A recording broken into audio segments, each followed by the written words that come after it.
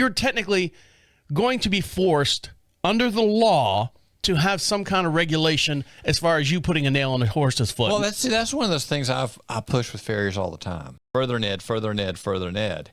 And so far, it's been pretty self-regulating because if you're not holding up, you should be fired. But the other end of it is there seems to be fewer and fewer farriers out there. You know, I probably spent $5,000-6,000 last year on education, and I do every year. Mm-hmm. And I've been doing it for a lot more years than you've known me. Yes.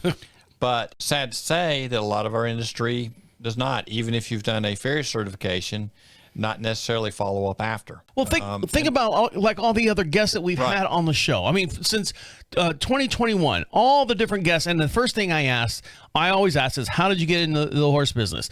They're 9 times out of 9, they always say, I was on Daddy's farm, and he shoed our horses on the farm.